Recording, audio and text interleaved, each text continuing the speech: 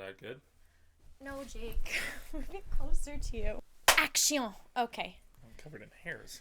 Okay. Interesting. Jake, welcome to the What Fills Your Cup podcast. Thank you for having me. You are so welcome. The WFYC, I believe, as they say. I've never been here before. Okay, should we tell them? I think you should. You should probably let them know. Okay, this is not our first time filming this. And I'm just going to say this right now, so you all know. That was a generational podcast. It was probably some of my best work. But this happens when you're starting a podcast. This is like, it's all my fault. No, it's not. It's fine. There's always so many bumps in the road when you're starting a new project. Yep. So, and I don't do anything. I don't have a life. No, I told you this last time. You do have a life. We were sobbing. Over this. We were crying. But no, it's my second time on the WFYC set. I've got a bit of a cold, so I'm really worried because the microphones are better this time. I will not be clearing my throat at all. Your heart's just pounding in the mic. I'm so nervous to be back. I think it was that it was so bad. No. That we're redoing it. I accidentally deleted all of the footage. I'm so grateful that you are so kind and understanding. Well, honestly, seeing as it's a men's mental health podcast, it's great. I dealt with a lot of anxiety when you told me you deleted it because I was like, what if I wasn't good enough? No, it was not. No, I'm just kidding. Okay, Riley. okay, good. I can't wait to be. I was excited to come back. Okay. I just love talking. Certified yapper. Certified yapper. So, Jake, what are we drinking today? Well, last time we came on, this was your first time trying it, and last time. So I just like a little bit of a aside here. My favorite flavor is the lemon flavor, lemon Elation. I'm basic, and it sells out though, or it's just me buying them all. So today we've got the Yerba Mate, and I am drinking the berry lemonade, and I believe you're trying the peach. Now, last time we did this, you hear that? ASMR. That's what you want. Last time we did this, you were like, wow, this is amazing. So now we're trying different flavors. So you're going to be able to be like, oh, is this good? Is this bad? I don't know. But if it's bad, it's not my fault. Well, I have peach, and I like peach. Berry lemonade. It has a little bit of Cheers. lemon. Yeah, we should do the hooking arm thing, you know?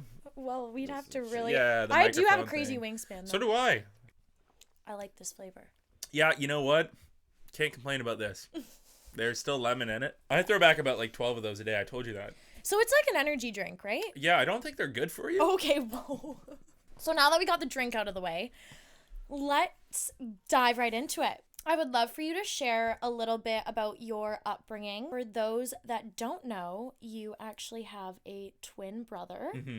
So I would love for you to talk about that, what that was like growing up, and what was your relationship having a twin, not only just a sibling, but also a twin brother. What was that like? I was born in Victoria. Mm-hmm. Shout out the island people, they get it. Moved over to France when I was like 2-ish, I think, and then we moved to England, then Wales, then back to Canada, then back to Wales. So we were, and then back to Canada. So we're all around the map, traveling a lot when we were growing up. My dad was a professional rugby player. My mom was an international rugby player until she had kids. Sorry, Mom. So yeah, so we were always traveling around. So Josh, my twin brother, it was always awesome to have him there because obviously like a built-in best friend, but we are really very close and we're quite different if you ever meet us. He's nice and quiet. I think some people find it hard with their siblings and stuff like that to complain, compare. I was just going to ask, did you feel like growing up having a twin, was there ever any comparison between you two, like with school or even sports? I'm sure there was in some sense, but we're so different. Both playing rugby, we're played very differently. We work well with each other, but we don't, play the same roles. So there never really was any type of competition between it. I mean, like we go compete in terms of like trampoline, backyard wrestling competition. Yeah, we were doing that. But no, I mean, for me, and it goes for all my brothers, I'd rather see them succeed than myself. Like I would rather give them the opportunity to succeed, and I think that just comes from I just know they're really awesome people, and I've been lucky enough to see them succeed, and I'd want that more than I've already accomplished most of the stuff that I set out to do. Aww. So I just always want to see them winning, and Josh was always the best player when we were in high school. He was the man. He's still a fantastic rugby player. I didn't hit my growth spurt until I was like 19. I wasn't good at rugby until I was like 19. Well, I was okay. Because you're quite tall. Yeah, no, I grew after I graduated. Anybody after you finally hit puberty at 19. Robert Bateman, any people out there, they would know that I was a tubby little guy. Well, I was tall. I was still tall, but I grew after. I grew into my height. Okay. And potentially lost some baby fat, though I'm putting it back on now, you know? No, you look amazing. It's the winter season. Was it because your parents had played rugby or were involved in that community and sport? Did they essentially put you guys into it, or did you want to? Do you remember knowing like, okay, I want to play this sport, or was it just kind of like handed and essentially like, okay, you guys are going to try this and you're going to play this? Yeah, so I mean, we were always around it. Like we were playing on the field after games when we were 2, on the, you know, doing all this stuff. So we're always around the sport. So I feel like when you're around it and it's kind of a part of your family's, you know, ecosystem and something that you're doing, and you're, you know, not only are they're playing, they're coaching, so we're always at the field. It wasn't something that was kind of forced upon us in a sense that, you know, we get signed up to play rugby.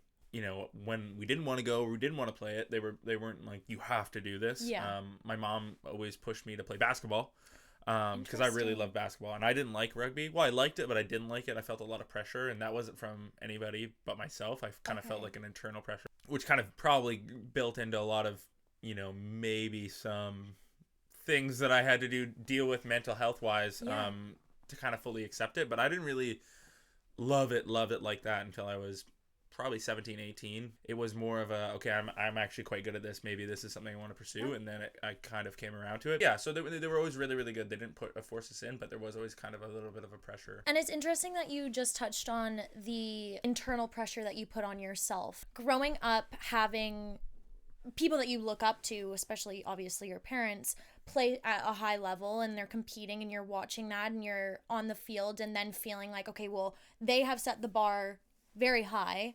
I want to make sure that I'm meeting it, or at least trying to meet it, and then putting, again, that internal pressure on yourself. And I feel like a lot of people, especially with their parents, if they have good relationships with their parents, I really want to make a point on that. You do put pressure on yourself. What were some things that you would do to almost help relieve that pressure for you in terms of, I'm Jake, I'm me, I like who I am, and I can make sure that I'm setting a boundary in terms of not applying as much pressure on myself?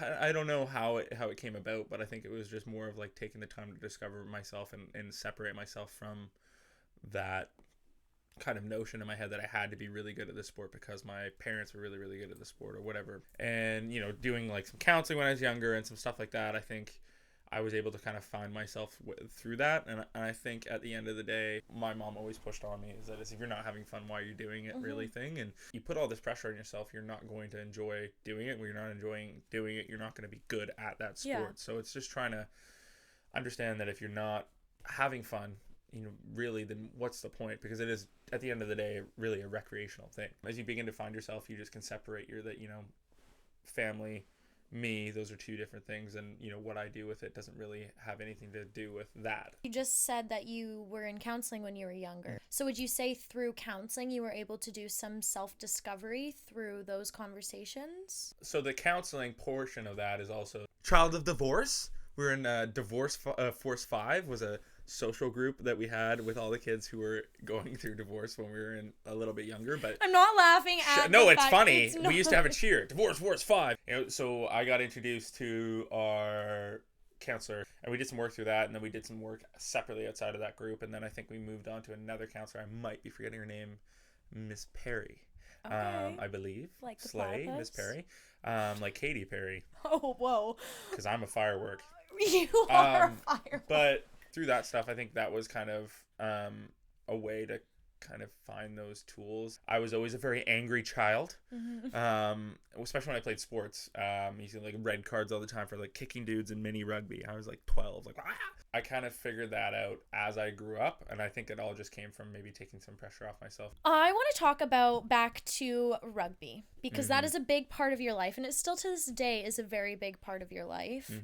It has given you a lot of attention on and off the field. You have over 26,000 people across your social media platforms, which, if you put in a gymnasium, is a lot of people. I know what you're going to say. You're going to say, that's not that many, but I think that is a lot of people. So I want to know, having the pressure internally on yourself, and then also having the pressure of having all these eyes on you when you get home on your phone, and then on the field, what tools were you able to use to not let those pressures get into your head from external sources? So it was a lot of pressure for me to kind of try and use that as a tool to grow myself, but also separate it from the fact that I'm a rugby player as well. And I think sometimes that crossover was, not always clean. Like, there's not a clean break between the two. Like, a lot of times there's people who are like, oh, spend less time on TikTok, and you're like, okay, yeah, but I don't actually, I'd create a lot of content, but I'd leave, on the weekend I wouldn't post anything. I wouldn't even share stuff to my story, and I was so super focused on what this is, and that was rugby was always my first job. I would never be like, oh, I have to hold on, time out, guys, practice is holding, I gotta record a video. It was always rugby first, and then social media was something I enjoyed, being able to be creative in a sense, in a smaller scale, and connect with people who were maybe fans of the game but also weren't fans of the game. It was really awesome for me to be able to do that, but it definitely it had its side effects. People would comment and be like, oh, Jake Thiel's back, oh, what's he gonna do, post another Instagram picture? Which is like, okay, obviously I wasn't getting picked because I was posting pictures and videos. You'd have to be some kind of moron to believe that that's what a coach would value. No matter what you do, really, it's going to be, people are going to be like on your case and not really happy. That's what a lot of people hear. I almost feels like they're hoping that you fail in a sense. Not the younger ones, the older ones. But I was really fortunate and lucky to be able to kind of use it and kind of meet these people that were becoming new fans through it, or were already fans, and connect to people and use it to kind of set myself up for financial support outside of rugby, which has really been big, and also to network, a lot of friends that are creators, and it's opened a lot of pathways to me. So it definitely was a struggle, just because I think, the antiquity of rugby, how old it is. I was just gonna say, I feel like maybe in that community, the social media aspect towards the sport on the men's side especially, it sounds, this is what our generation is, so we're utilizing those tools and bringing a lot more attention to the sport, which I think is a positive thing. Looking at it, it does sound like you're very good at separating the two, in terms of, I'm not gonna apply the external pressures that I'm getting on myself when I'm on the field. On the field is when I'm on the field, and I'm not thinking about what I'm doing off the field. Right now, I'm only in this moment, which is great. That's so awesome. That's also very hard to do. It's definitely difficult. You're putting yourself out there at any point, in any way in your life, doing a podcast or making videos or doing anything like that. There's always opportunity for people to prey on your downfall, or hope that things aren't going to go well. And you can't do that without just knowing that, say, hey, no matter what, I'm committed to this. This is what I want to do. And I stand by this 100%. And some people won't accept it and some people won't support it. But, this is what I'm doing, and I'm comfortable within myself, and I'm able to kind of block that noise. And it takes time, obviously, you know, right? To block away people. It's not nice for me to read someone saying that I suck at rugby. I mean, I can relate in a sense to what you just said in terms of putting yourself online. Putting yourself online is giving the space or medium for individuals to judge and critique your life. And I think learning how to make it more of an escape. And I use the word escape because I love what I'm doing. It is my escape. It is my form of happiness. It brings me joy. Rugby, I know for you, is a big form of joy, and it is also an escape for you. I'm putting words in your mouth when I say that. But would you say that rugby has been able to be an escape for you in terms of your mental health and allowing it to be your medium of, okay, I can take a break from whatever it is that is going on in my life right now, and all I have to worry about is doing my best in something that I truly love? Yeah, I think especially as a tool for mental health, it's been it's very beneficial. I think being athletic, not being athletic, but being active and going out and kind of, getting moving and stuff like that is a very good tool, especially when you're dealing with, I deal with depression and anxiety, some a little bit stronger than the others, but I notice a lot right now because I can't run. I tore my hamstring. It's black. Because it's bruised. So noticing that now, as I'm not able to be as active as I want to be or move around as much as I want to be, that's it takes a hit on your mental health, and you kind of feel yourself dipping back into maybe some of the things that you notice when you're depressed or anxious and all those things. I think sport is a really good way to escape, and it's a great tool to use to kind of combat those things. Your body's moving, you feel better. I did want to talk about, because you are injured right now. And I'm so sorry that you're injured at this moment, because that is something that's really hard to deal with as an athlete, as a professional athlete as well. And talking about your struggles with depression and anxiety, what are some tools that you're currently using to ensure that maybe you're not falling back into those difficult periods of time or that difficult mental state, and just making sure that you're like, okay, you know what, I can maybe feel these feelings, or maybe I can feel these emotions coming back. What is a tool that Jake uses to make sure that Jake is mentally okay? Being aware of that, for me, it's, not falling into the trap of the dreaded couch where you just sit and loaf, because that's a big thing for me. I sit there and I'll just be there, and the day washes away, and you end up pushing things and you procrastinate. And so for me, it's, obviously have the dog. We got a puppy, for people who don't know. She's the light of my life.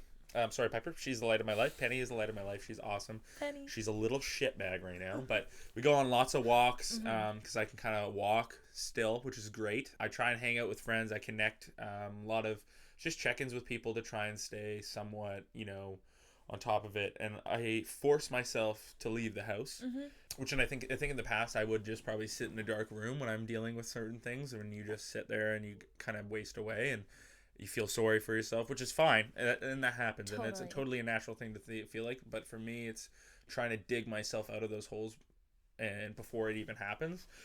So it's also being aware of what those triggers are, what those things those patterns I can fall into. If you are aware of them and you kind of get ahead of it. But it also took a lot of time to kind of develop those, those things of being aware of, like, okay, this actually makes me feel like self-awareness. Yeah, and I think it's one, acceptance, like accepting, hey, I do deal with this. For a long time for me, I was like, oh my God, I'm not sad. I'm nothing wrong with me, blah, blah, blah. And that ended up just snowballing into a big thing, especially when I was like just a year after graduating high school. I was something I really dealt with, and those feelings built up to a point that wasn't great for me.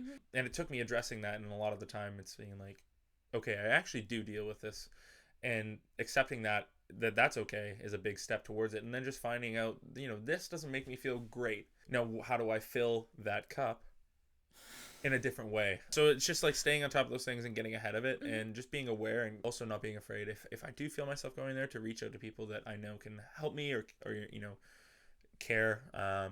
So yeah, that'd be the way I'm dealing with it. It does sound like for you, ensuring that you're still moving your body, and again, not getting in that rut, or I don't want to even say, well, yeah, I will say rut of I'm feeling sad, and I feel sad for myself, so I'm not going to do anything about it. Let me sit in these feelings. And that's okay to sit and feel your feelings, because it's also connecting. Why am I feeling this way? But when you're in that state, sometimes you're not making those connections. And I think that you should be very proud of yourself, though, that you have gotten ahead in more ways of not only physical, but also mentally, of knowing I'm avoiding going back into that state, because I don't want to do that. I don't want to do that for my daughter, Penny. I don't want to do that for my partner. I don't want to do that for my friends. And most importantly, I don't want to do that for myself. So you should be very, very, very proud of yourself. I'm very proud of you. And thank you so much for opening up and talking about that, because that's like so amazing. And I feel like, no, Why are you crying? Just because I feel a bit emotional, because I admire you so much. Oh. And hearing you open up about that side of you, I just know what it's going to do for so many people. And so thank you so much for opening up and talking about that. I'm so sorry I'm getting emotional. Don't cry, it's I'm fine. Just an emotional person. You catch your breath, and let me just say, the really big positive about this is that I think, this podcast in general, right, is like men's health, mental health has obviously become a big, more aware thing, but I think there's not enough people, men in general, who are able to just be like, this is what I'm this is what I'm dealing with, this is okay. The one thing I really love about this, it's letting people know, men who listen, and women, and anybody who listens, is that it's okay not to be, not to be okay. Jake, You were granted the amazing opportunity to participate in the 2021 Tokyo Olympics. Mm-hmm. What was it like coming home from that experience, going from one of the highest of highs in any athlete's career to coming back to reality? I think for me, my Olympic experience didn't go exactly how I planned and how I wanted it to go. You know, you build something up and you think you're going to have this delicious moment, this Olympic moment. You're going to go out there, run on the field, crowds cheering. You can't help but get romantic about sports, right? Yeah. Especially the Olympics. Romanticize your life, babe. Yeah, man, 100%. It's this big thing. So, you know, for me, I didn't think I was going to make it. COVID happened. Womp womp. And I worked really, really hard through COVID, and I was in the backyard lifting. I have videos of me on pallets. I have 2 pallets, and we're doing power cleans in my backyard. I mean, I remember making the team. It was obviously such a crazy moment because I didn't expect to make it. You know, when you have this built up moment, no matter how fabricated it is in your head, when you don't kind of do it, you know, you don't come back with a medal, and you feel disappointed, you feel like you didn't do it.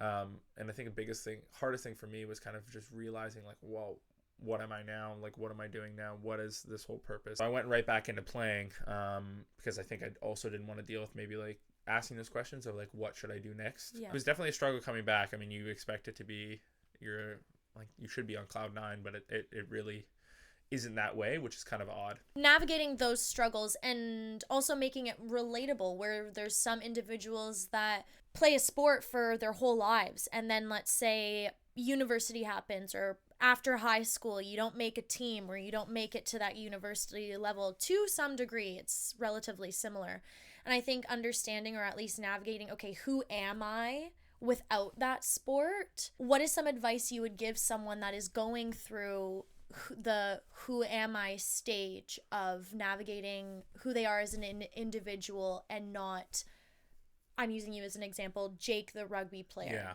despite how much you might try to not make it, it's part of your personality ends up being, right? Like, it's always, you know, that's part of it. And I think a big thing is just making sure that, you know, having those avenues and giving yourself that opportunity to have a life outside of that sport. Just finding and being like, okay, this is what I have value outside of rugby. And I think that's the biggest thing, is just being okay within yourself.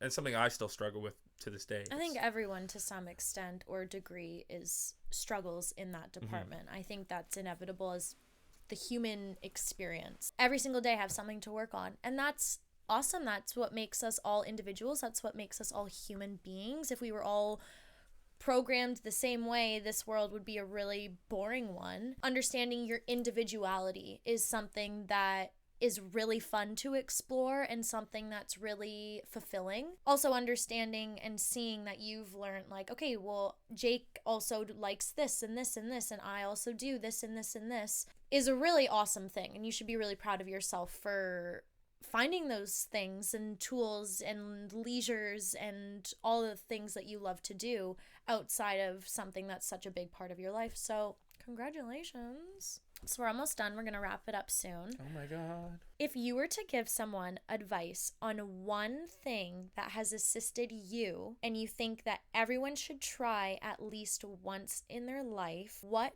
tool would it be, and specifically why? Pigeon farming.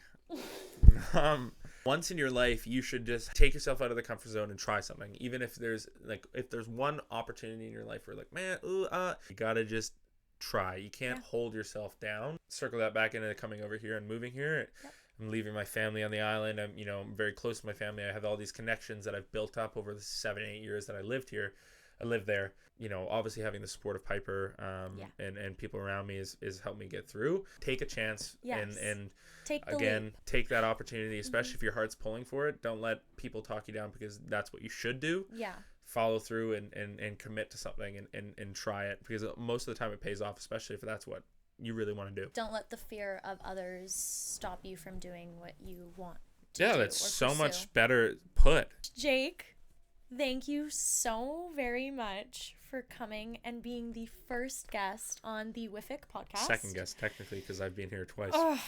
I admire you so much as a person. I care so much about you, and you have one of the kindest hearts, and I'm so excited for the audience to get to see this side of you. It makes me emotional, it makes me happy, and I'm just so proud of you. To end each episode, I like to ask each of my guests what their favorite thing about themselves is. So Jake, what is your favorite thing about yourself and why? Not many people know this about me. I have an elongated middle toe, and it's got 4 segments to it. So it's kind of like, picture a falcon. Like it has the long talon. It's able to grab fish and things like that. So like a Seahawk. This is where I cut the episode.